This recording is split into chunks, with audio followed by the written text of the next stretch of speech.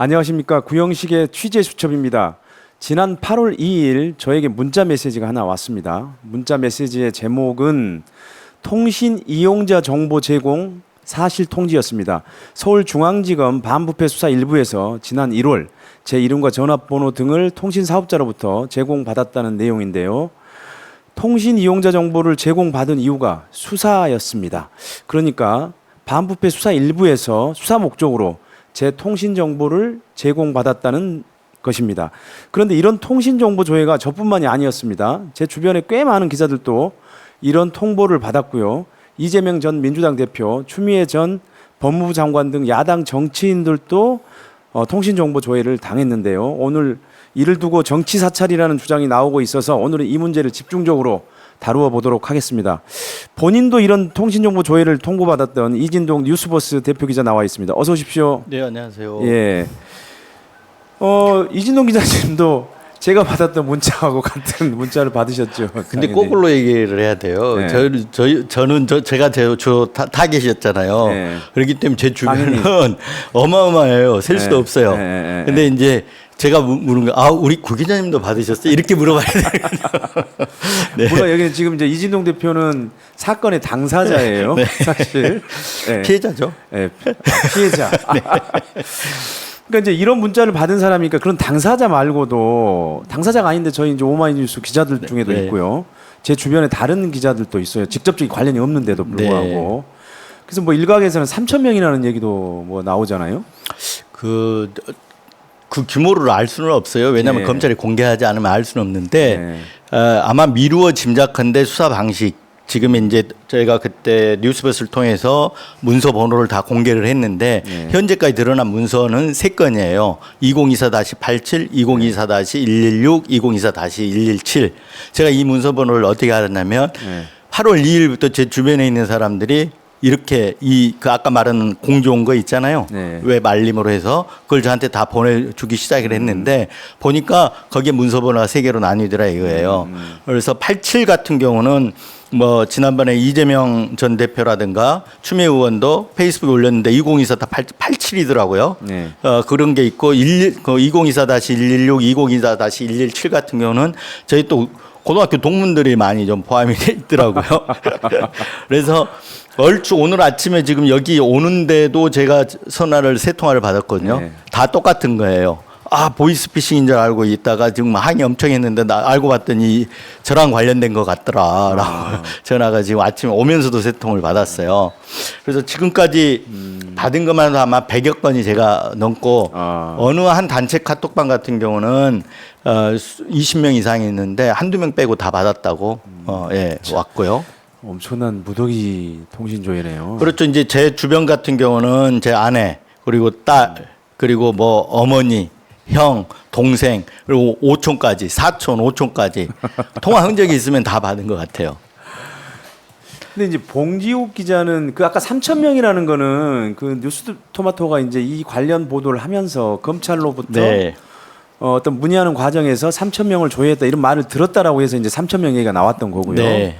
봉지욱 기자는 이제 지난 1년간 자기가 통화한 사람이 3천 명이 넘고 그다음에 김만배 신앙임 대화록 사건의 피의자 참고인 수가 100명이 넘으니까 네. 그런 것들을 감안하면 최소한 10만 명 이상은 넘지 않겠냐 이렇게 추정을 해요. 뭐 예를 들면 그 정도까지 될지는 모르겠지만 예. 예를 들면 이 수사가 2023년 9월 2일인가 그 맞아요. 9월 9월 초부터 시작됐지 않습니까? 예. 그러면 지금 1년 동안 진행된 거고 이번에 나온 이거는 올해 1월 4일하고 5일에 발송된 정보 제공된 건에 한해서만 지금 드러나고 있는 거거든요. 그렇죠. 예. 아까 제가 말씀드렸던 문서 3건 2024-87, 2024-116, 2024-117 이 3건은 1월 4일하고 1월 5일에만 제공된 거예요. 근데 봉 기자가 얘기했던 대로 거슬러 올라가지고 2023년 9월 그때부터 그렇죠. 수사 시작 때부터 했다 그러면 몇만 건이 될 수는 있겠죠. 근데 최소한 제가 보기에 1월 4일, 1월 5일 이때 한 것만 해도 뭐 지금 뭐 3천 건이라고 근데 10,000건 이상도 될 가능성도 있다. 이렇게 보이는데 그 이유는 제가 조금 이제 얘기해가면서 예. 말씀드릴게요. 그래요.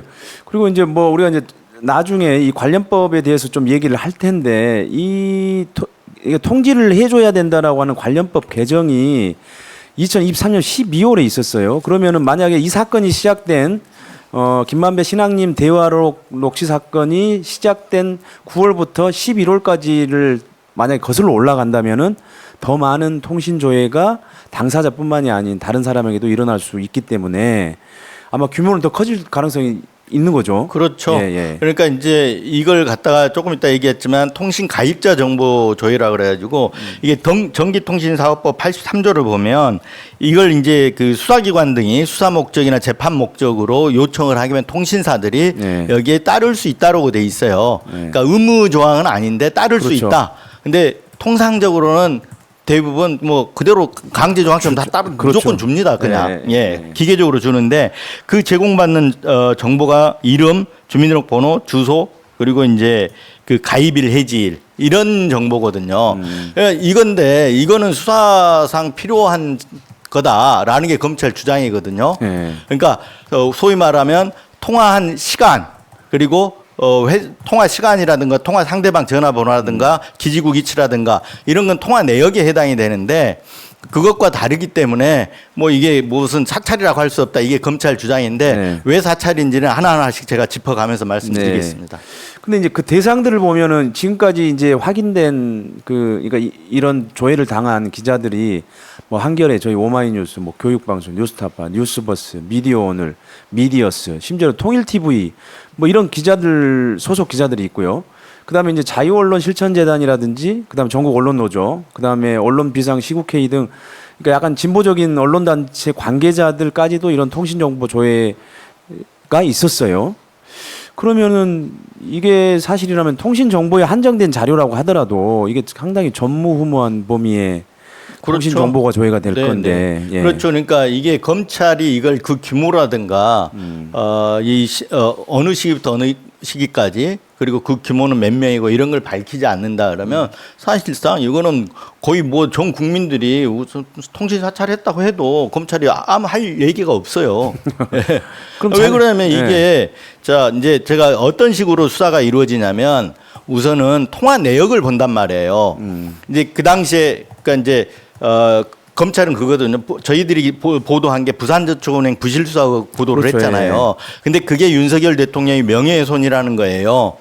예? 명예훼손이 되는지 안 되는지는 잘 모르겠지만 그리고 그 배후에 김만배가 있고 민주당이 있고 이걸 상정해 놓고 수사를 했단 말이에요. 그러니까 혹시라도 저랑 통화한 사람 가운데 김만배하고 관련된 사람, 김만배와 관련된 사람 또는 또 민주당하고 관련된 사람, 이재명과 관련된 사람들이 있는지를 알아보기 위해서 통화 내역을 본단 말이에요. 통화 내역을 보면 제가 이제 한 번 더 뒤에서 말씀드릴 수 있을지 모르겠지만 통화 내역은 이게 누구의 통화 내역이냐면 잘 안 보이죠. 이게 화면에 네. 전화번호 안 나타나죠. 예, 너무 엄청나게 작아서. 많네요. 예, 예. 이게 누구의 통화 내역이냐면 이종섭 전 국방부 장관의 통화 내역이에요. 이거는 이게 박정훈 대령이 군사법원 재판을 받고 있잖아요. 그렇죠. 그래서 박정훈 대령 측에서 이제 군사법원을 통해서 요청해서 받은 통화 내역이거든요. 네. 이렇게 통화 내역을 받아요. 네. 근데 왜 이 정보를 조회를 하게 되냐면 이 통화 내역을 보면 전화번호만 나와요. 예, 그렇죠. 네, 기지국 위치 이제 이게 안 보이니까 이게 이제 하나는 발신자가 이종섭 장관이다. 네. 그럼 수신자 번호들이 쭉 나올 거 아닙니까? 네. 그러면 이제 발신대 기지국 위치 같은 게 이렇게 나오는 거죠. 그리고 통화 시간 몇 시부터 몇 시까지 이런 게 나오는 거래요. 그런데 정작 중요한 거는 전화번호 주인이 안 나와요. 전화번호 주인이 안 나오니까 그럼 어떻게 해야 돼요? 이 전화를 몽땅 아까 말한 가입자 누군지를 알기 위해서 이용자 정보를 조회를 해야 되는 거거든요. 그러면 어떻게 돼? 이 전화번호를 사실은 여기에 연관된 전화번호를 이 혐의와 연관된 것만 추려야 되거든요. 시기적으로 특정하거나 아니면 뭐 횟수로 특정하거나 나름대로 특정을 해서 특정된 전화번호에 한해서만 가입자 정보를 요청을 해야 되는데 그렇게 하려면 엄청 피곤하잖아요. 그러니까 얘들이 관행적으로 하는지 아니면 다른 목적이 있는지 알 수는 없지만 저는 다른 목적도 있다고 보거든요. 네. 어찌됐든 간에 이걸 통으로 놓는 거죠. 통으로 넣는데 통화 내역은 보존 기간이 얼마예요? 1년이란 말이에요. 맞아요. 1년이잖아요. 그러면 1년 동안 제 수사 기간 수사 시작 스타트부터 그 전 앞에 전까지 1년 동안치를 통화 내역을 뽑은 다음에 그 통화 내역에 들어있는 사람들을 전부를 가입자 정보 조회를 하는 겁니다. 그러니까 아까 뭐 봉 기자는 뭐 한 달에 통화한 사람 뭐 그 정도 되는지 안 되는지 모르지만 2, 3천 건이다. 그럼 뭐 중복으로 하더라도 몇천 건은 될 거 아닙니까? 그렇죠. 1년 동안에. 네. 그럼 거기서 한 기자를 통해서 나온 게 몇천 건이 되는 거죠. 그럼 저도 마찬가지일 거고. 그런데 또 하나는 문제는 뭐냐면 저랑 고영식 앵커하고 저하고 통화가 좀 잦아요. 그 무렵에. 그러면 고영식 앵커를 또 통화 내역을 받는 거예요. 그 통화 내역에 대해서 또 가입자 정보를 하는 거예요. 그게 이제 2단계로 넘어가는 거잖아요. 그렇죠, 그렇죠. 근데 또 그 구앵커의 또 뒤에 통화한 사람 중에 민주당 관련자가 또 작게 통화한 사람이 있어요. 그럼 그 사람 또 통화 내역을 받아서 또 통신 가입자 정보 조회를 또 추적하는 거죠. 요청하는 거죠. 규모가 점점점 늘어나는 거죠. 그렇죠. 그러니까 어마어마하게. 2단계, 3단계로 가면 이게 어마어마해지는 거예요. 그래서 제가 보기에는 이제 그 2단계로 전부 넘어가지는 않았을 거고 제 걸 예를 조회했으면 통화 빈도가 높다든가 아니면 민주당을 타겟으로 해서 수사를 했기 때문에 배우로 보고 수사했기 때문에 예를 들면 민주당 의원하고 통화한 게 있다든가 민주당 뭐 당직자하고 통화한 게 있다든가 시민단체 관계자하고 통화한 게 있다든가 이러면 그 사람들은 타겟이 돼서 그렇죠. 통화 내역을 보고 또 통신 가입자 정보를 받았을 거라고 보는 거죠. 혹시 뉴스버스에서도 좀 확인해 본 게 있나요? 그러니까 이렇게 통신 정보 조회를 당한 사람들이 어떤 사람들인지. 저는 뭐 이제 다 알잖아요. 이게 윤석열 대통령 명예훼손 수사를 반부패 수사 일부에서 하기 때문에 그 수사와 관련된 기자들이 대상이었을 거다라고 일단 추정을 할 수가 있고요. 네. 그 기자들과 통화한 사람, 늘은 거의 다 당했다. 그래서 저랑 통화한 사람들은 한 번 정도 있어도 다 당한 것 같아요. 그래서 제가 뽑아보니까 저한테 연락 오고 저한테 제가 단체 카톡방에서 신고한 사람 아까 말씀드렸지만 뭐 한 단톡방 같은 경우는 한두 명 빼고는 싸그리 다 당한 거예요. 세어보니까 100여 명이 넘는 거예요. 제 주변에서만. 가족들 포함해서 다. 예. 그러니까, 예를 들면 이제 타겟이 그 봉 기자도 수사 대상이지 않습니까? 봉지욱 기자도. 그러면 봉지욱 기자도 마찬가지일 거고. 그 주변들은 통화한 사람들은 정부 가입자 정보를 털렸다. 이렇게 보면 될 것 그러니까 아무튼 같아요. 이제 딸도 봉지욱 기자는 딸도 네. 딸의 통신 정보 조회도 있었고요. 근데 아까 그 저기 이진동 기자님이 고등학교 동문회가 네. 난리가 났다 이런 얘기를 했었잖아요. 예. 예. 그 이제 고등학교 동문들도 단체 카톡방에 네, 있을 거 그렇죠. 아닙니까? 네, 몇백 명이 있는데 네.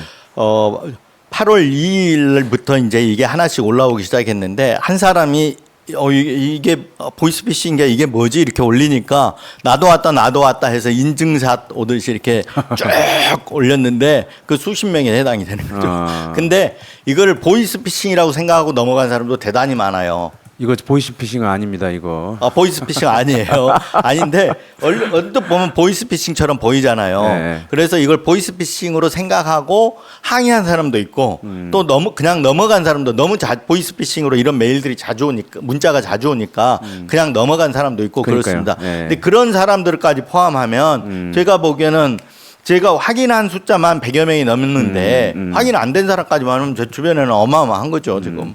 그러니까 어쨌든 이제 통신정보 조회 대상에 주로 기자들, 그다음에 이제 야당 정치인들 이런 것인 걸 보면은 이 검찰에서는 물론 이 사건을 시작한 것도 그렇습니다. 그러니까 특정 기자들 또는 특정 매체와 민주당 유착 관계를 캐려고 한 게 아닌가 이제 이런 의심들이 또 한 번 든다 이런 거죠. 네. 예. 그러니까 이제 뭐라도 잡아야 되는 거거든요. 그러니까 사실은 애초에 이 수사 자체가 윤석열 대통령 명예훼손 수사라는 것 자체가 잘못됐어요. 맞아요. 처음에 수사 시작이 어떻게 됐습니까? 김만배와 신학님 대화. 전 언론노조 위원장 간의 대화 그게 6개월 뒤에 보도되고 그 뒤에 이제 뭐 책을 사고 판 게 있었잖아요. 네. 그걸 연결시켜서 대선 개입 여론 조작이다라고 했고 수사가 들어갔잖아요. 근데 두 사람이 대선 개입 여론 조작을 할 수 있는 게 아니잖아요.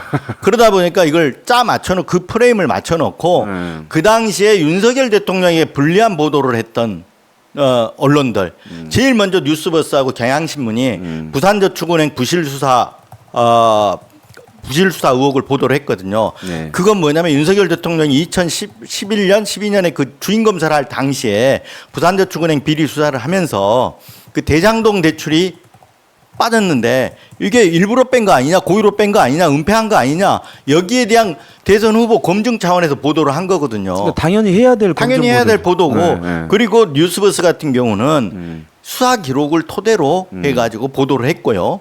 경향신문은 사람을 취재해서 보도를 했어요.